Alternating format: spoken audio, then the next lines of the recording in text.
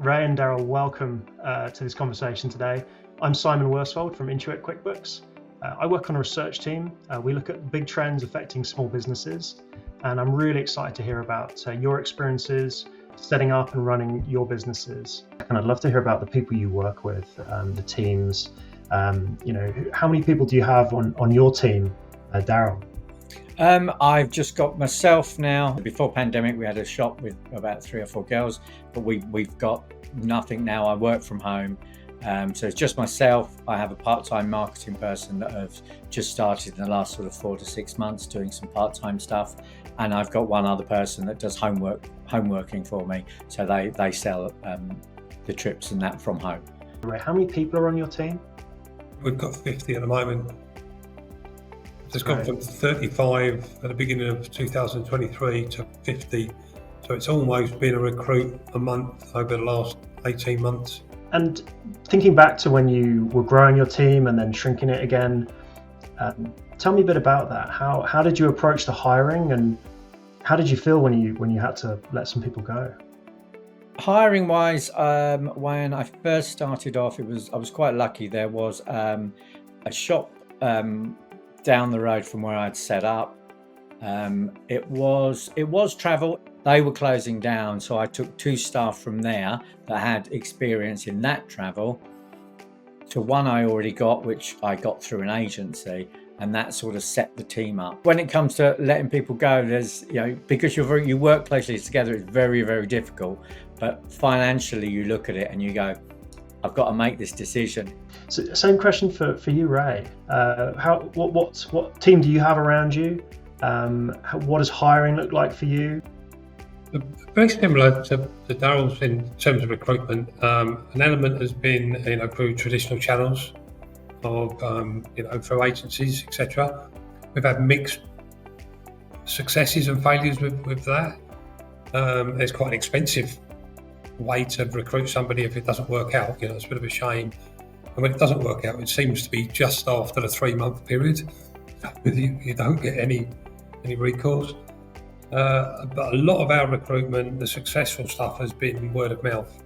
So another topic I'd love to speak to you both about, we pay very close attention to the small business economy, sectors that are growing, and how small businesses are fueling that growth. One of the trends we've identified is a growing use of credit cards by small businesses. This is actually a global trend. We're seeing an increased use of credit cards for everyday expenses, for financing. I just wondered if either of you use credit cards in your business for regular payments, or just any experiences you've had with financing, but specifically starting with credit cards. Do they have a role for you in your business? They do. They've got twofold. One we use as a purchasing card, so that works quite well for us. Then of course we've got folk travelling all over the country. So we've got sales and marketing team that need to be able to pay for fuel, pay for hotels. We clear it down every month, but it's just a convenient way rather than doing expenses all the time. So credit cards are a convenient way for them to be buying small items while they're out and about. Moving on, I want to also touch on technology. I work for a technology company, and so naturally it's something I'm keen to learn about, and really focusing on the intangible kind.